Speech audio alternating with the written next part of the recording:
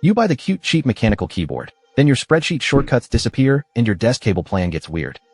That mistake turns a fun upgrade into a return label. So I'm counting down to the budget board I'd actually buy.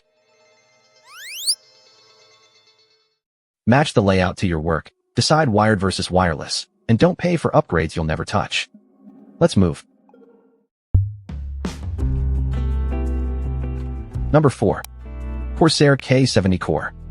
I'd pick this if your budget keyboard also has to handle afterwork games. It gives you a full-size 100% wired mechanical layout, so the numpad stays put for spreadsheets and keybinds. That wired setup also keeps pairing drama out of the picture.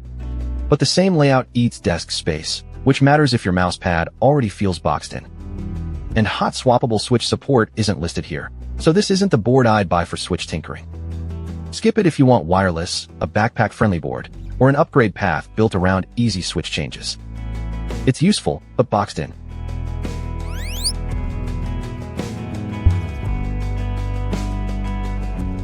Number 3. Keychron C1 Pro. Want the least fussy home office setup? I'd start here if a cable sounds reassuring, not annoying.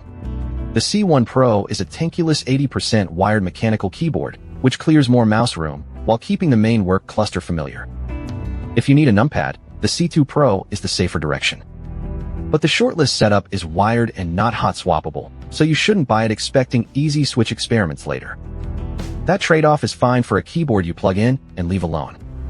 Skip it if wireless pairing is required, or if customization is the whole reason you're upgrading.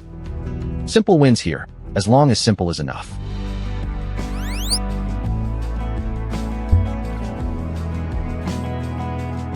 Number 2. Royal KLUDGE RK61. This is the small desk pick, and I'd only choose it if compact shortcuts don't scare you. Its compact 60% wireless mechanical layout frees up real desk space, so a laptop stand, mouse, and notebook can coexist. It also brings hot-swappable switches, which gives you a cleaner upgrade path than many cheap boards. But that tiny footprint has a real work cost. You lose dedicated keys many office people hit all day, so some commands move behind an FN layer.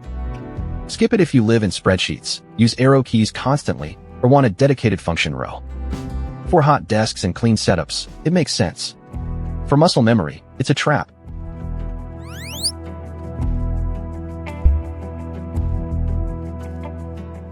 Number 1.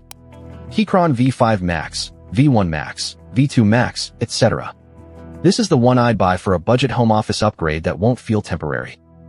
The compact 96% wireless layout keeps the numpad idea alive, but it doesn't spread across the desk like a full-size board. And because it's hot-swappable, you have a real path to change the typing feel later. That matters if you're still learning what switches you like. The trade-off is that the V Max lineup asks you to care about features. If you just want a cheap cable and no tinkering, you're paying attention to options you won't use. Skip it for the bare minimum wired setup.